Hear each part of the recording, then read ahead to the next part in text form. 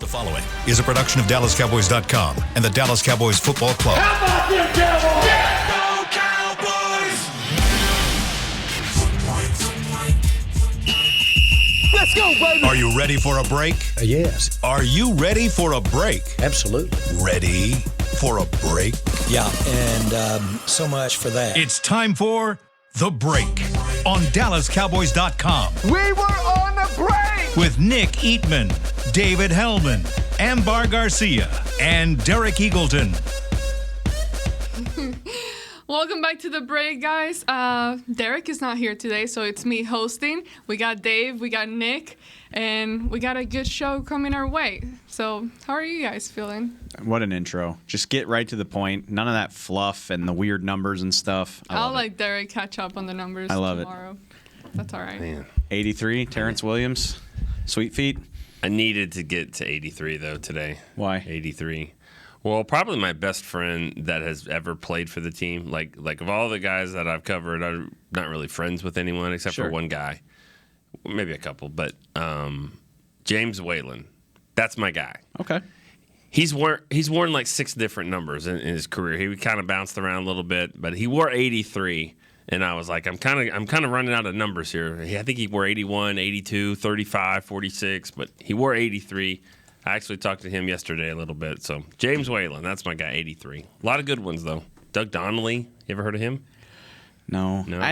I hate this because like it just exposes me as a young person. Terry Glenn. I was gonna say. I feel if it exposes you. Yeah, imagine for real. how I was gonna say feel. R.I.P. Terry Glenn. Yeah. I did know he wore 83. He was a good player. He was a really good player. I mean, he Bill Parcells brought him in and had a plan for him, and he was a good player for the Cowboys for a while.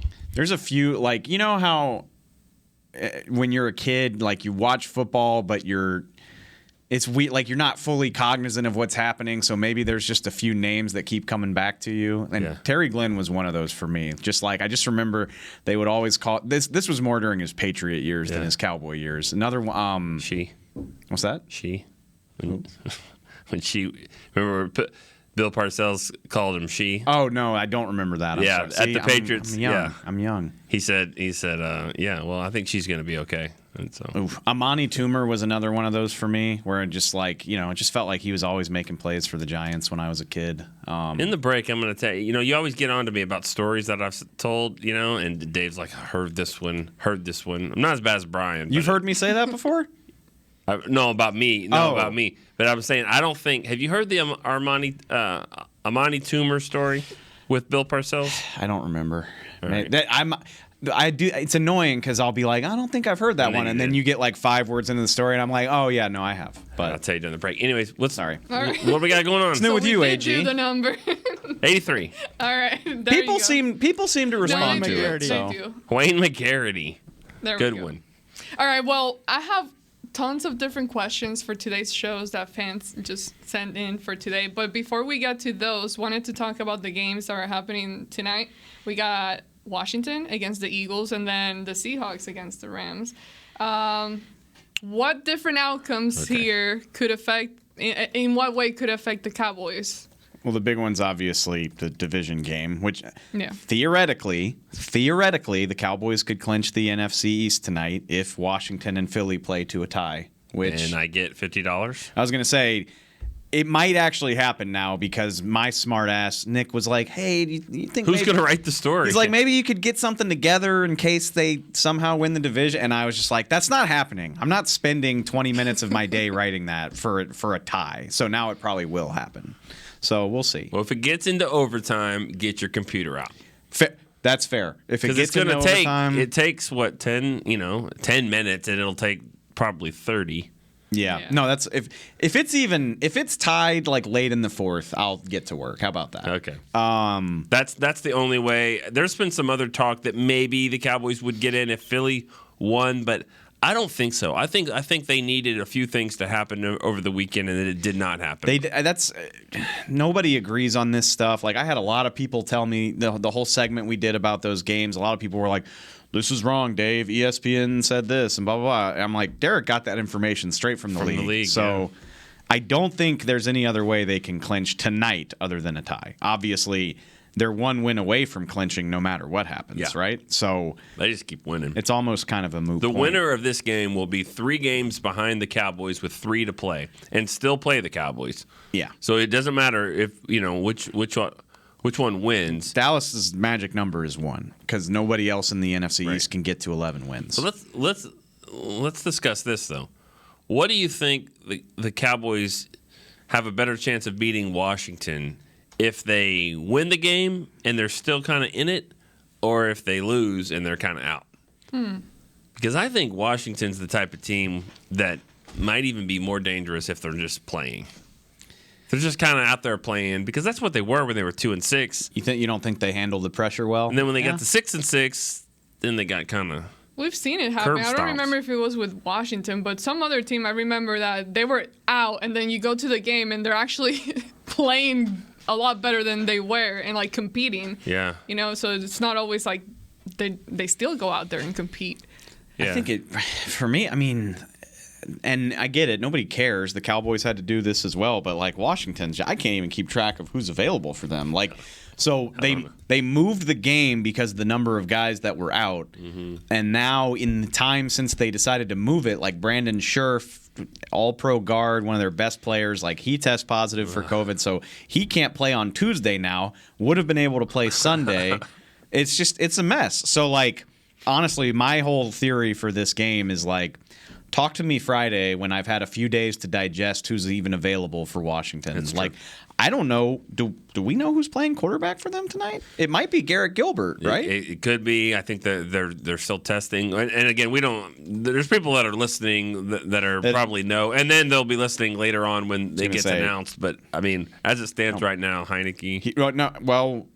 Okay. This was an hour ago. So this is Tuesday afternoon for anybody listening to this later, but. So signs point toward Garrett Gilbert starting for them against Philly. So, and COVID protocols, like we've seen guys come back quickly. Cedric Wilson did it for Dallas last week, but it's typically been like 8 to 10 days for people. Yeah. So we don't know right now if Heineke or who's the other guy? Kyle Allen. Kyle Allen. Which will be available Sunday either. You know, Garrett Gilbert, I mean, obviously we've seen him at training camp. The one thing that I liked about him, I mean, we all saw what he did against Pittsburgh, was that, I mean, he was only here for like a couple of weeks, and he played well. He was ready. He's one of those journeyman quarterbacks are going to stay ready. He's got a good deep ball. You have to get after him, though. I mean, you if you get after him, he's not that nimble. But I mean, I think he did run the ball pretty well in that game, if I remember. So. It was one of those things where you're like, okay, I didn't know you had that in you. Expectations were like DiNucci level, you know, because he was down there. My expectations for that game, I was just like, is Dallas going to score points? Are they going to put together a competent drive? And he played really well. They given should the have won. circumstance. They should. I'm not going to go that far, but they had a chance to win. Well, he did enough threw a pick in the end zone. I mean, that would have put him up 10, and then 54 got a couple penalties that cost them the game, or 9 or 45 or whatever. He ran for 28 yards in that game. Can we talk about the victory formation? Oh God, yeah. What's going on there? The things that you miss when you're at the game, because like you made it out onto the field, you have that access. This 6'5" guy with a Jersey accent, like, bowed me off. He was like, you can't be out here. So like, I'm in the tunnel trying to watch on the Jumbotron. I did not see that Jalen Smith did the Landry shift with the offensive line for the final snap of that game. And then sort of like, I was just going to ask when you said 54, all 54. And I'm like, wait a minute, I completely forgot. Okay, so in case people are kind of confused, you've seen at the end of the game when the Cowboys win, they do the Landry shift just when they're kneeling the ball down. They'll do it once or twice, however many times they have to kneel it. Well, I think it was the last time they did it with about 30 seconds to go. The offensive line, the 2 running backs did it. But on the other side, Jalen Smith, number 45, not only does the shift as well, but then kind of fist pumps. He looked pretty pumped. He was like rocking out, like, yes. And that's just like the Giants are like, welcome to Jalen Smith. I mean, that's what that is. And then after the game, it was really cool. A lot of the players, I mean, they love him. And I thought the best part was I got to see that one of the team doctors, Dr. Cooper, who did the surgery with Jalen before he was even a Cowboy. So that's what kind of tipped off the Cowboys that, he's going to be able to come back from this, whatever. And they kind of shared a moment there on the field. It was really cool. He was like, I appreciate everything you did for me. I would not be standing here if it wasn't for you. Dr. Cooper, they kind of had a hug and everything. It was great. But their guy, their cable, the guy that runs the Giants, at the end was like, Jalen, let's go off the field. Let's go. He was the last guy, and then he didn't know where the locker room was. That's a good something that I've thought about before for anybody that was curious. So Cable Johnson is like the Cowboys' head of security. And I only bring that up because if you've ever watched the Cowboys after a game, he's the big bearded guy that is always walking players off the field. So if you've ever wanted to know who that was, because I saw like when Dak jogs off, or he's everywhere. He's everywhere. Like he's always with those guys, keeping an eye on them, making sure they're good. And I mean, every team has that guy. So just saying, I think Jalen in one game or not even a week, he's probably annoyed some of their fans and teammates. I mean, welcome to the Jalen Smith experience. Again, like he is well liked here. He's a good dude. Don't have anything bad to say about him as a person. And that's totally understandable and fine if he's happy for his teammates. Just maybe don't do it in the last couple snaps of a blowout loss to a team that you just joined 3 days ago. Like you're not going to win yourself a lot of fans. I was in the but in the elevator. knowing the situation, as we said it when he got cut, like that's what enabled him to come back from an injury that everybody said would end his career.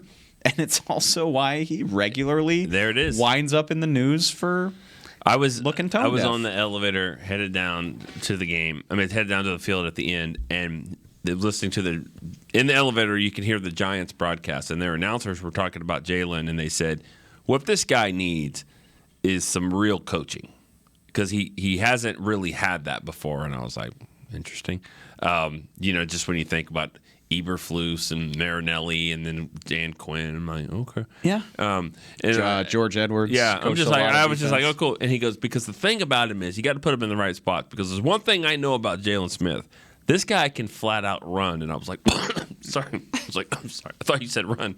Like, I mean, okay. You're just like, yeah, I mean, that's why people keep getting signed, because you look at him and you're like, this guy can play, right? It's amazing. And we do it too. I mean, I try my best to keep my tabs on every team in the league. I pride myself on having a functioning knowledge of every team.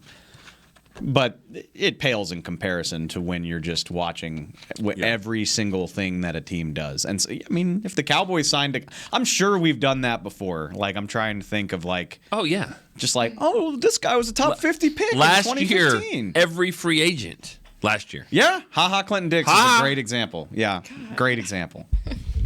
And so they get to go through Poe. They get to go through that process for themselves. There are tons of players, and we've talked about this before, how you always think that your coach is going to be the one who can coach this guy. And I feel, I mean, we've experienced it. We know, we're like, okay, go take him. We're done with this person.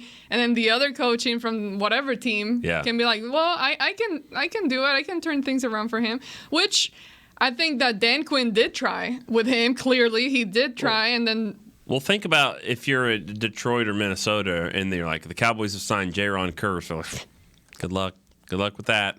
Special teams, and then the Pro Bowl gets announced tomorrow. I don't know if he's going to make it at safety.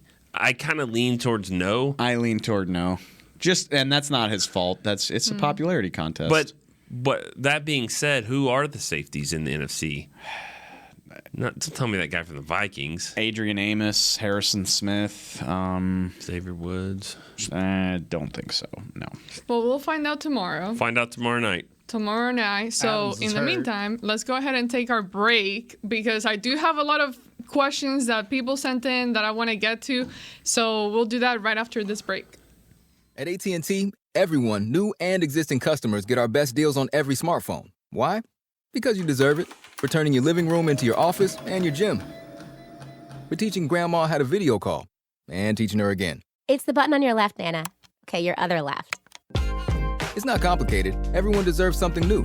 So AT&T is giving everyone, new and existing customers, our best deals with every unlimited plan on every smartphone, even the latest ones. AT&T may temporarily slow data speeds if the network is busy. Restrictions and exceptions may apply. Hi, I'm Clint Tillison with... And I'm Jay Novacek, and we're both with... United Ag and Turf, the official tractor provider of the Dallas Cowboys. So, if you need a tractor to bale some hay, a mower to cut some grass, or a gator to get some chores done... Get a John Deere at United Ag and Turf. And then, let's get to work. Hey, Jay, that's my line. Well, not today. Get to work with a John Deere tractor package that's just right for you and your budget. Visit UnitedAgAndTurf.com. Before there was a draft, you could size up a cowboy by 3 simple factors: the crease in his hat, the bend of his brim, and his unbending attitude. A man's Stetson didn't just protect him from what life threw at him, it projected a rugged, unstoppable spirit. Stetson hats are still American-made with pride right here in Texas. They're still the unofficial crown of all self-respecting cowboys, and Stetson is proud to be on the field with America's team. Find a retailer nearest you at stetson.com/cowboys. New Dr. Pepper Zero Sugar. You deserve it. I do deserve that. You deserve decadent flavor without sugar, and a day at the beach without sand getting everywhere.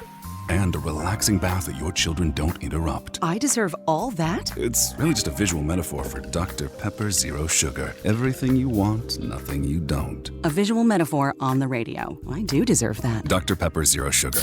The zero you deserve is finally here. Back to the break.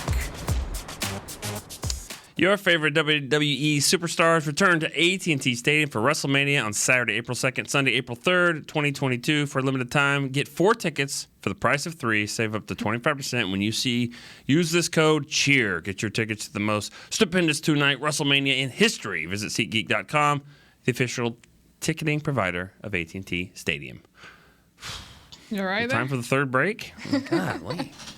All right, welcome back to the break. Okay, here's a question that I just saw just now, so I didn't get time to look into it and get much information, but this guy says that after struggling in the first half in 2014, the playoffs where McCarthy played, McCarthy put a wide receiver in the backfield in the second half to get mismatches, and it worked. Should the Cowboys do the same to allow a receiver a free release and more options? That would have been Ty Montgomery, right? Yeah. I would assume so. I mean, we talked about this last week. Like, I love the idea of getting CeeDee Lamb involved in the run game just to mix it up and help the fact that your guys aren't healthy. But I don't want CeeDee Lamb like carrying the ball out of the backfield on a regular basis, opening him up to get hit somewhere between 10 and 20 times a game. He's also tackles. I think he's also talking about in there lining him up back there to get him an opportunity to get a free release and still run the ball some, but also be in the pass coverage, but just not have to do it from the line of scrimmage. I just don't think he's the guy for that. I think you're wasting him a little bit. Yeah, I mean, do we need to scheme up ways to get CD a free release? Like, he plays in the slot predominantly since Gallup's back, and yeah. He's open. He's got to catch it. It's not like he can't. Yeah, it's not like he's struggling to get open. He dropped the ball 3 times. I love it. I love it when a player lets me off the hook because I don't want to bash guys. CD said it himself. He played terrible. So I don't have to be the jerk that says it. He knows it. He played a bad game. Well, I did receive lots of questions about the whole wide receiver groups. Not only dropping passes, but also making plays in like contested catches where it's just kind of hard to catch the ball. Also, what's happening with Amari Cooper? He's disappearing and things like that. So when you the road games again. Oh, let's not. Nah. Well, I mean, nah, he hasn't been doing that though. That hasn't been a thing in like a year and a half. Yeah. I mean, his best game of the year this season was on the road. Vikings. Yeah. I mean, it is a dome. I get it. He kind of it took a while to get going. I mean, and a lot of that was Cooper Rush, but I'm just saying it was that one drive at the end, and then he balled out, made some great plays. It's a classic case of like it's always the thing that they're not doing. Like when everything's humming and the receivers are all balling out and everybody's kind of getting involved, it's like, man, we're so we're so blessed to have 3 receivers that aren't like demanding the ball, and these guys are always they're whatever. Michael Gallup doesn't need to get this, that, and the other. And then you see Amari gets targeted 5 times, finishes with 2 catches for 8 yards, and you're like, what the hell are we doing? I mean, you gotta find a way to get a guy that talented involved, even if the opponent is doing everything they can to limit him, which I bet you Kellen Moore would say something along the lines of like, yeah, why do you think I'm calling receiver screens? Like, it is an obvious way. Like, you can't take that away. Like, if that's what you decide to run, he'll be open for it. And it's kind of amusing to me. A lot of these screens haven't worked, and sometimes it's frustrating. But like, CD took a screen 40 yards in New Orleans and set up one of their only touchdowns that night. Amari got a screen. I think it went for 3 yards. If he slips one more tackle, maybe it goes a lot further. That's tricky territory for me, because I like that idea of like, okay, if you're going to bracket this guy, I'm going to come up with a way to get him the ball. It just hasn't been working, and it is frustrating. There's so many plays to throw off of that though that they don't seem to do. Like, I mean, I'm fine with the bubble screens, but faking it, like the guy that's in front that's about to block, like, why don't you fake the bubble screen and he blocks for a half second and then takes off? I mean, that's going to be there. They did that in week 1. That was how CD got his first touchdown. That's right. And they set it up the play before that. I don't think we've seen it since. Yeah? I mean, I understand saving it, Kellen, but let's go. Well, then that poses a question that when you start looking into play calling versus player execution, how much do you put into the two? I mean, do you think there's one that's lacking more than the other? I do think, execution is a huge part of it. Yeah. Like, the offensive line hasn't played well. Connor Williams goes in. The running game seems to have a little bit more juice than it did. Again, maybe people think it sounds crazy, but like, if CD catches those 3 balls, I said that yesterday, that's anywhere from like 40 to 60 yards of extra offense. And God knows what happens. I mean, one of CD's catches is a perfect example of that. It was like a little crosser or an in, and he caught it. And he danced and made like 3 guys miss and turned like an 8-yard catch into an 18 or 20-yard gain. Like, that stuff matters. So execution is a big part of it. But having said that, I just feel like Kellen he's frustrated right now. Like, he doesn't trust the stuff that he trusted, or I always use baseball analogies. Like, people have figured out where his curve goes, so he hasn't come up with something to work off of that. I asked him about that yesterday. I was like, okay, well, you're seeing all this too high, and I mean, is there anything you can do to break out of that? Like, I know that sounds like a dumb question, but what do you do? And he just, I don't know, he had this kind of tone of exasperation where he was like, teams are testing our patience right now, and we just have to find a way to work through that. And they haven't done as good of a job of it as you prefer. What I feel about like how Dak feels right now. I think Dak's like the same way. Thing. Yes, and I think I said that yesterday too. Is I don't think he's been that good at it. Like, I think Dak gets frustrated to a point, and he's like, screw this. Like, the fumble. The fumble was that. The fumble was, screw this. We're making a big play, and it didn't. Work. That was such a terrible play, because it's like with 8 minutes to go and you're up by 15, and you want to get a first down. That's fine, but like. He's getting sacked, like he's like, he doesn't think. He's like, well, what do you mean? Like, CD didn't block the edge? CD is supposed to block the end, and then he doesn't, shockingly, and he like goes to the right and he's about to throw and he gets hit. It's like, you just assume that your lanky wide receiver who's light in the ass anyways is going to block the edge on defensive end. Like, there's got to be a better play than that. I think CD is a willing blocker for who he is, but he's not going up against. He can't weigh. He weighs like 190 pounds. Just maybe don't use him. OC Umenor is on the other side. I mean, I don't know who got him there. Wasn't OC? Was it OC? OC's in their Ring of Honor, Nick. Oh, well. Kiwanuka? I don't know who's rushing the pass. I don't remember who it was, but Lorenzo Carter's pretty good. He's in the Ring of Honor. Yeah, 72. He was up there on Sunday. Yeah. I mean, if I were them, anybody that was part of a pass rush that won me 2 Super Bowls is automatically in the Ring of Honor. Yeah, you're in. So I was thinking about this, looking at CD's numbers, going back to a Pro Bowl. So you would think there's always guys that have numbers, and especially because they don't share. It was Lorenzo Carter. He's a pretty good player. So Devontae Adams in. Pro Easy. Bowl, Done. NFC. Justin Jefferson. Justin done. Jefferson got Easy. enough stats for that, right? I think he's like leading the league, or he's close. Well, the guy that's leading the league is Cooper Kupp, and he's definitely that's 3. So, after that, I mean, I was like looking at the NFC East. Washington, Giants, Eagles. No, nobody. Arizona has Hopkins. He's not doing anything this year to do that. He's hurt. Right. He had to have enough stats for it. So, then you got Seattle. Metcalf?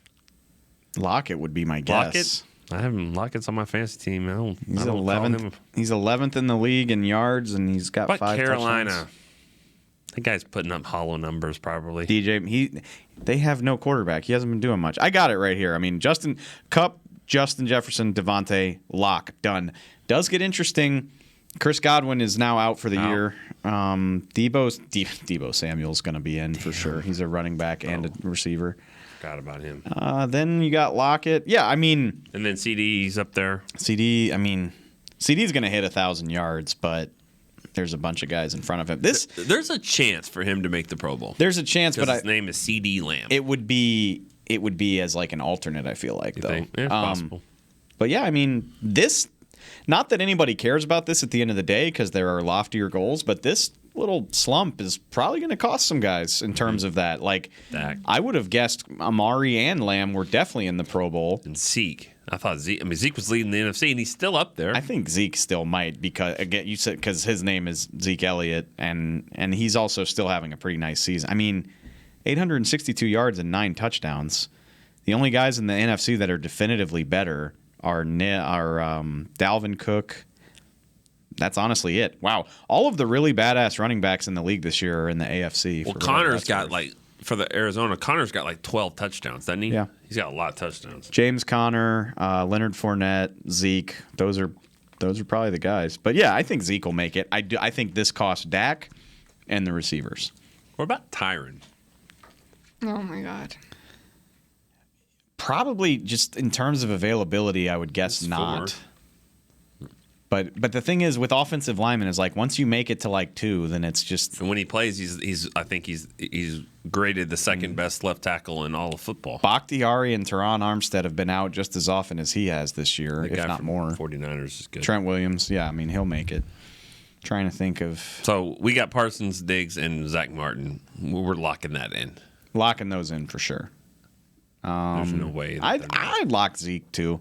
That's a close one. He's Zeke Elliott. He plays for the Cowboys, and he's having a nice and his season. stats are good enough to get in. Yeah, I think he'll be there.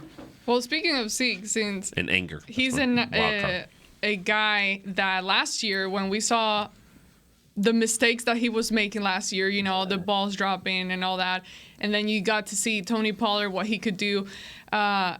And then that got the conversation going as to, okay, well, Tony should get more plays in there and all that. Is Zeke kind of starting to trend downwards and all that? Now that you guys have seen another year out of him, and he has been dealing with an injury since week 4 of the season, but are we at the point where Zeke is starting to curve down and I actually think he's starting to curve back up. Yeah, he's been in a valley for a minute, but and he's not right. He's not all the way right.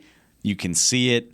He last week. Not looking at this season though, but looking at his career overall. Oh, are you talking about the contract? Yeah. Yes. Oh yeah, his career. Because obviously last game we saw a much improvement, but overall as a player. If you find me a running back, honestly, find me a running back who in his 6th or 7th year, 6th year, in his 6th year is actually trending up. I'm going to say, hi, Barry Sanders. Hi, Derrick Henry. Good to see you. Well, actually, he got hurt, so maybe not. I mean, it's so rare. It's just, I mean, the average span. How many years do you usually get? About 3.5. I mean, I'm more and more confident than I've ever been that they'll wind up regretting that deal at some point. I mean, it is what it is, especially since they've rearranged the money a couple times. But for this year, though, I agree with Dave. I mean, Zeke said this is the best I've felt after a game in a while. Yeah. So I mean, he's figuring out that brace. That brace is bulky. It's a bulky brace. But he says he's comfortable with it. It's easy. You're not supposed to pay running backs. It's hard to argue against it right now with just things are piling up for Zeke. Derrick Henry's now hurt. Christian McCaffrey feels like he's played 5 games since he signed that deal. Yeah. It's hard to argue in favor of that, but I still like, and I know at the end of the day it's what you produce, but like I have so much respect for Zeke. Last year it was the fact that he was kind of the last man standing on a decimated team. He had to face the music every week, and he did.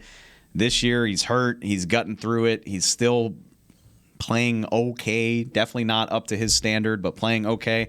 I think the guy's a warrior. So I did too, and I also, think about where he was 5 years ago, and he was getting just as many headlines for off the field things than on the field. He's matured. There's no doubt he's done that. He's been humbled a little bit here, but I still He's been great. Like, it's amazing because we've seen it with players that get such a spotlight, and the way he's managed everything since he got here. I just wanted to say mature and not great because as soon as you say that is when something happens. Something else happens. No.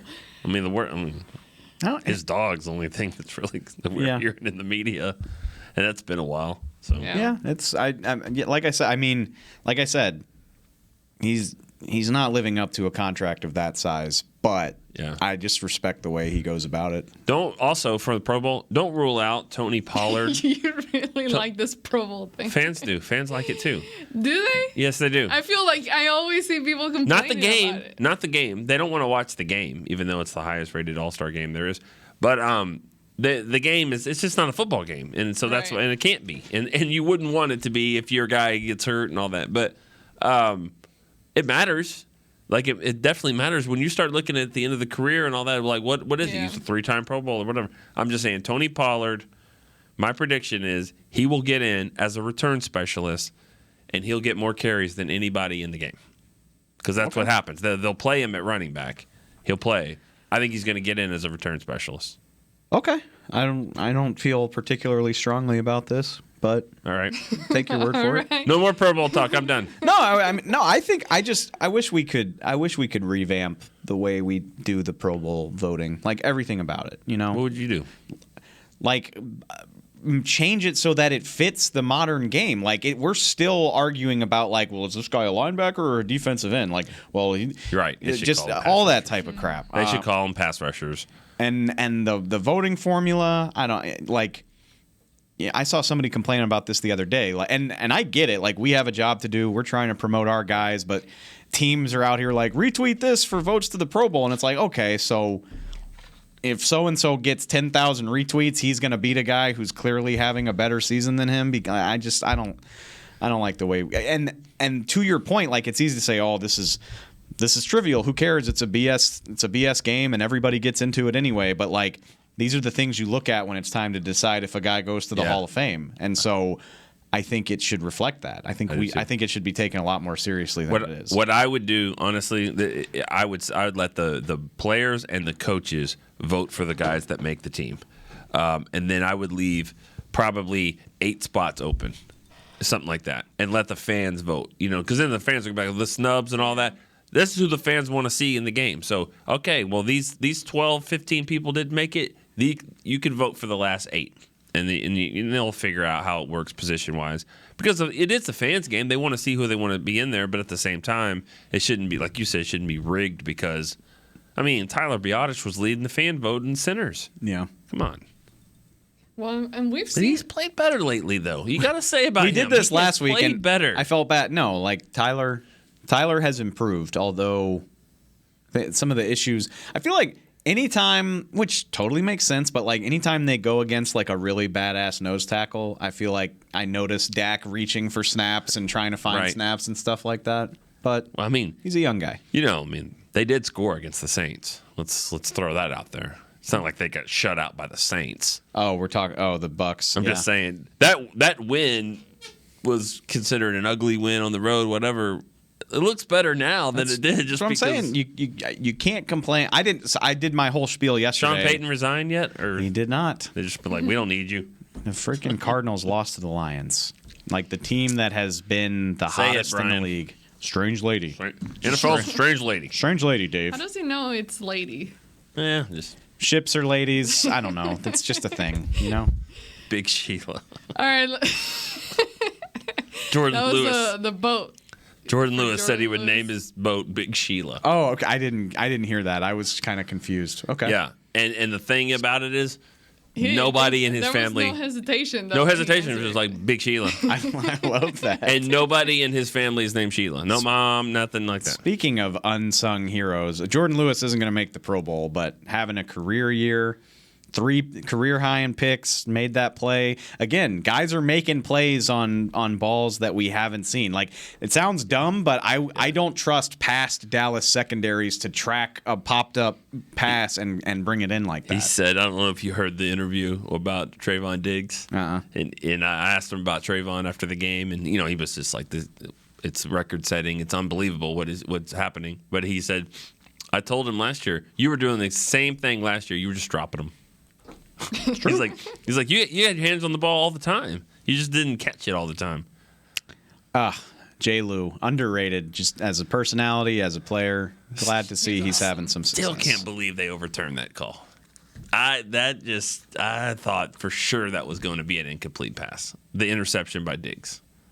Oh, yeah, same. I mean, I wanted it to be a pick because I'm like, 10 picks, this will be great. This is the last thing we need for this game. I said it on Twitter during the game. I was like, I do not trust the league to have the consistency to give this back to him when they ruled it incomplete on the field. Yeah. But I'm glad they did. I just didn't. I did not believe it was going to happen. I did not think that was going to be a catch. Let's go ahead and take our final break. When we come back, I want to know if anyone on the offense has exceeded your expectations so far. If you can figure it out. Want to use what the pros use? How about the official men's skincare brand of the Dallas Cowboys, Jack Black? Right now, you can get the Jack Black Starter, a curated collection of Cowboys locker room favorites for just $10 with free shipping. The starter includes 4 Jack Black skincare favorites, plus a full-sized intense therapy lip balm. Go to getjackblack.com/Cowboys and use the code word TEAMJB. That's getjackblack.com/Cowboys. The Jack Black Starter, $10, free shipping. At AT&T, everyone, new and existing customers, get our best deals on every smartphone. Why? Because you deserve it. For turning your living room into your office and your gym.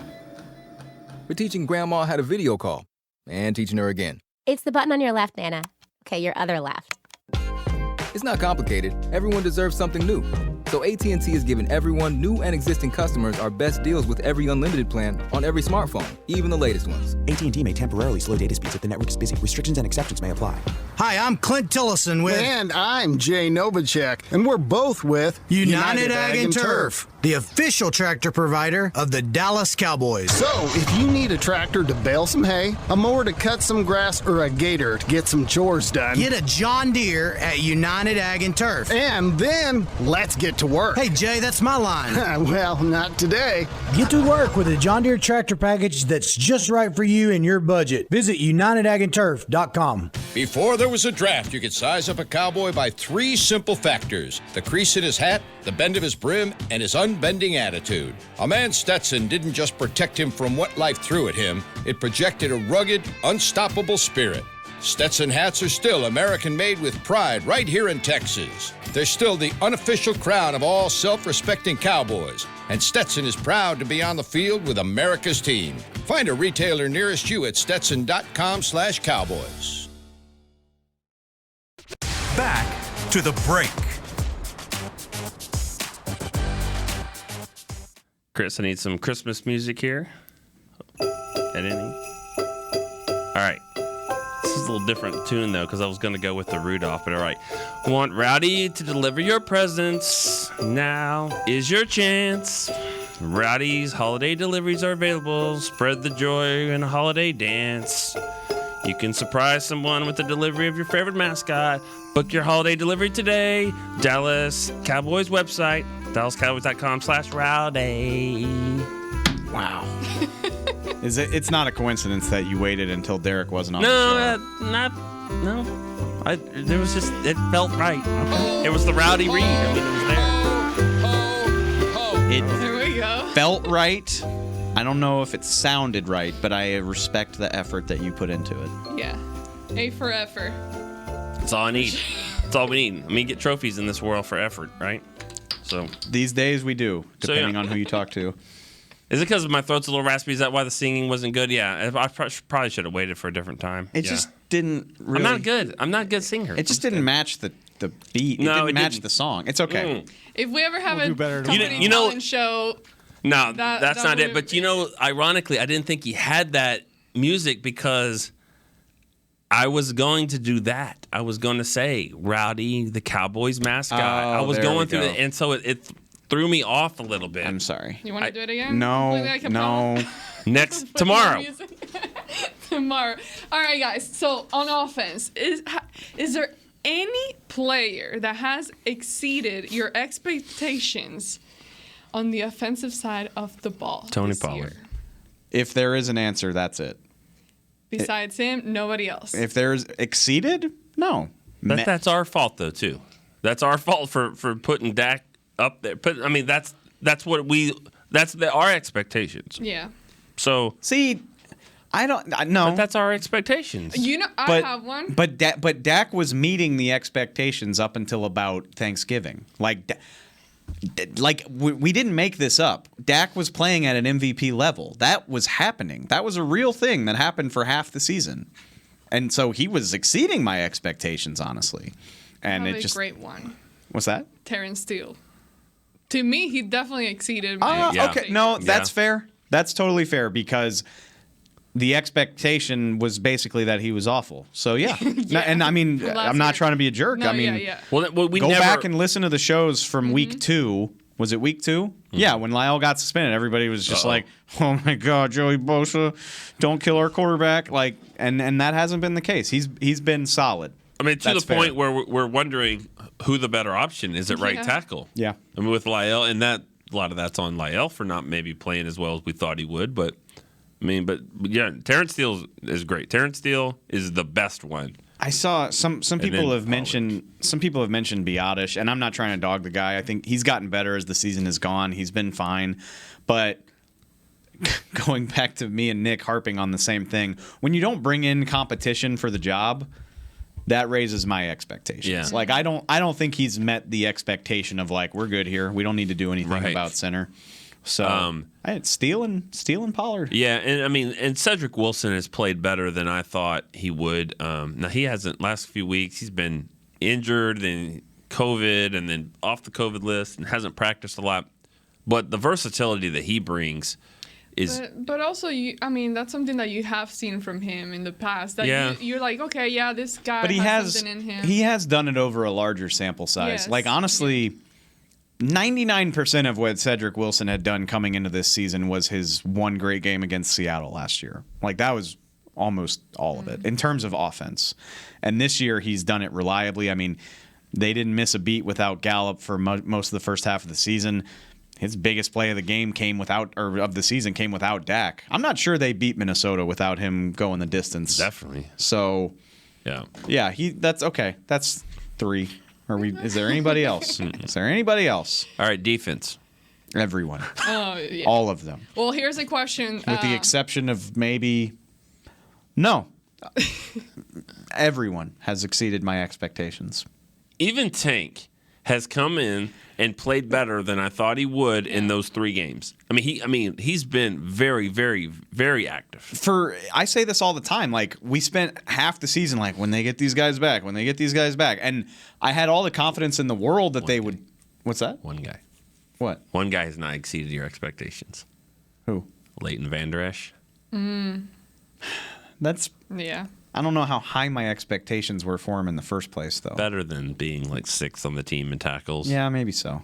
Yeah, I thought so too. And I guess I think I was probably Keanu O'Neal, I was probably more excited for Keanu than what he's shown, although he maybe played his best game of the season against the Giants. Before we end the show, would you rather have the defense that you're having right now or the offense that you had at the beginning of the season? Stop it. No, I won't. You can't make me. Wow. Say it. Which one? You have to pick one. If I have to pick one, and I think you guys know how much this will pain me because of who I am as a person, but you need that type of defense to win in the playoffs. You do. You got. A pass. Again, the New York Giants, mediocre ass team. It bothers me. It bothers me to this day, and not even as a Cowboys fan. it bothers me to this day that mediocre ass team beat the Patriots. Like, I believe in history. I wanted to see an undefeated team. I don't care if you don't like the Pats. I can't believe that a 9-7 bum ass team won the Super Bowl over the best football team that I've ever seen. But that's what happens when you've got a killer pass rush and you make the right plays in the playoffs. Yeah. You can go into Lambeau Field and win. You can go wherever the hell you gotta go. Defense travels, and so. If I gotta have one, I'll roll with that. Which I hate that I'm saying that out loud. Yeah, that's what I was gonna say. Defense travels. I mean, it does. I mean, Tampa Bay, same thing. Tampa Bay kind of, they didn't sneak into the playoffs, but they were a wild card team. But you can say Brady and Gronk and all those teams, but the defense is what carried them. The defense shut down Mahomes at the end of the year, and in the Super Bowl, Kelsey and I'd say defense. If it's going to be, you have to do something great, and I think this defense can be great. I don't think there's more than a couple offensive lines in this entire league that can put up with what they're bringing at the quarterback every snap. Like a fully healthy Green Bay, maybe, but they're not fully healthy, by the way. Tampa Bay's line is pretty sick. God, that would be fun to see that game again. Now that the Cowboys' defense is because that was week one. Yeah. Micah wasn't even close to what he's doing now. That would be fun. I'm sure there are some others if I thought hard enough, but I mean, San Francisco could be a challenge. Sure. Their defense, their offensive line is really good. That's one game I think if you're a Cowboy fan, you kind of. They're also, and they run the ball so well. They can take the pass rush element out of it if you give them a chance. Are they currently being rated against other teams as far as like defenses around the league? Cowboys? Yeah. Ooh, all right. Put me on the spot. Hang on, I can do this. We can go over whatever. Is anybody even behind us? Mix shots. Wow, they can wait. He's not out there with his pad just yet. Oh no, I'm not logged in to Football Outsiders right now. There's different stats for the defense. But I think that they're like in the teens, maybe 10, 12. But that goes on yards. And right now they're trending up. But turnovers. They're first in turnovers, right? Definitely in interceptions, they are. They're they're top 3 in the league for sure. So, yes, I'm sorry to be. They're third in the league in defensive DVOA, which again, it's defensive efficiency. Like it's just how successful you are on a per snap basis, how much you affect the other team's offense. It's good. Just take my word for it. It's good. So who are the other two? They're behind New England and Buffalo right now. Won't see them until. I'm telling that's so I'm like I hate that I'm saying it. They're just if they keep this up, which again, I actually, although I said this yesterday too, is like okay, this is happening against Mike Glennon and Taysom Hill, but they picked off Brady 3 times. They did this to Justin Herbert. They held Mahomes to 19 points and forced a fumble. Like, they've done this to some good quarterbacks as well. I'm not trying to delegitimize it. And that's before they had the guys that they currently have in there together. That's right. Gregory wasn't playing against the Chiefs. D-Law. Get into the tournament with a defense like that, and nobody going to be mad if you win a game scoring 24 points against Tampa or Green Bay. You're making me a believer. That's what we're here for, baby. We're here to reel you back in. I believe in the defense. It's just the offense has had me on an edge. The offense has 3 more weeks to work it out, and then another week to game plan for whoever they got. Hey, maybe they'll even get the bye. Who knows? It's all out in front of them. So many possibilities. Jeez. This so much room for activities. Totally different vibe than yesterday. So it's like I won again, 21-6. What's wrong with the team? Oh my God. That's the way this goes. You sit, you digest it, and then you look around and you're like, man, there's really not a great team in the league this year. Right. And then you start to think, and you're like, okay, well, here's another opportunity. For the last month, I'm just like, here's another opportunity for the offense to get it right, and nothing has changed. You know why I complain so much? It's like one of those things that you're so close to it, and then you know what you have, but you're not seeing it reflected on the field. And that's my thing, and I get it. Obviously, you want to win games, and I'm all for it, of course. But if we gotta sit here and talk about the team and analyze it and criticize it or whatever. That's one of those things that I'm like, if we see the amazing talent that they do have, why is it not translating onto the field?